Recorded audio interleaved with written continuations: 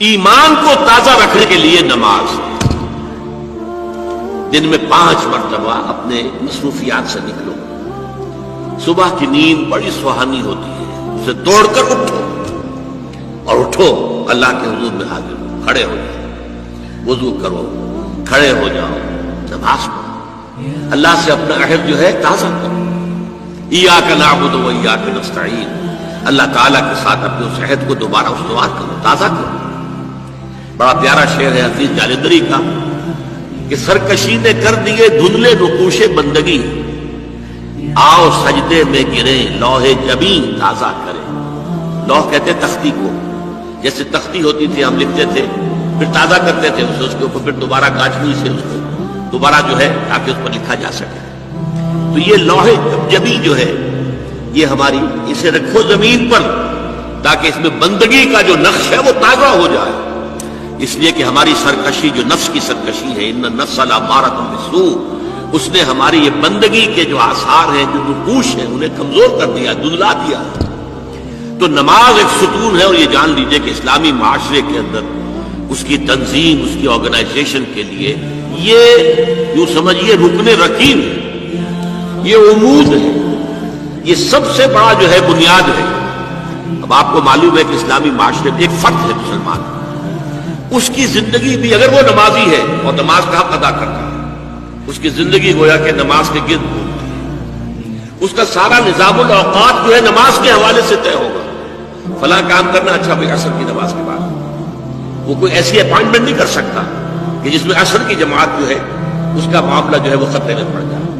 مغرب کے بعد اس کا سارا معاملہ چلے گا، اس کا روٹین جو ہے اسی کے گرد گھومے گا۔ یہ گویا کہ کھوٹا ہے جس کے گرد اس کے معمولات زندگی جو ہے، اس کی چکی جو ہے وہ چل رہی ہے۔ اسی طریقے سے معاشرہ، اب 5 مرتبہ دن میں مسلمان مسجد میں جمع ہو رہا ہے، ایک امام کے پیچھے کھڑے ہیں، اور ایک دفعہ ہفتے میں جو ہے بڑی آبادی کے لوگ جو ہیں مسجد جامع میں جمع ہو گئے۔ یہ اسلامی معاشرے کی ایک تنظیم ہے۔ سال میں 2 مرتبہ جو ہے آبادی سے باہر کسی بڑے کھلے میدان میں لوگ چلے گئے ہیں عیدین کے لیے، اور سال میں 1 مرتبہ جو ہے پوری دنیا سے کشاں کشاں کہاں کہاں سے گورے بھی اور کالے بھی اور پیلے بھی مسلمان کہاں کہاں سے چلے آ رہے ہیں، ہر مسلک ہر فقہ کے ماننے والے۔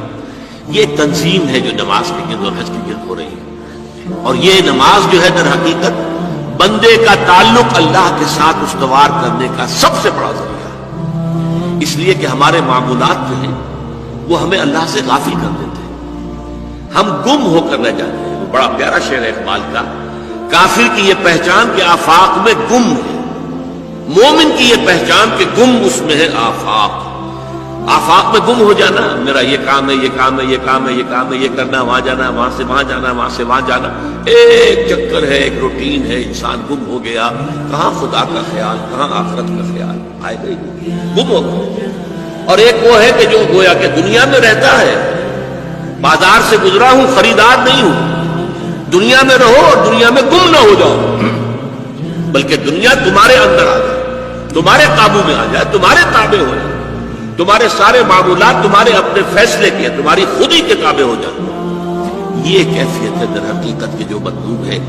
اسی لیے فرمایا حضرت موسیٰ علیہ السلام کی پہلی جو حاضری ہوئی تھی اور اسی میں انہیں رسالت عطا ہوئی، تو اس کی پہلی وحی سورہ طٰہٰ کے شروع کی آیات میں ہے، وَأَقِمِ الصَّلَاةَ لِذِكْرِي۔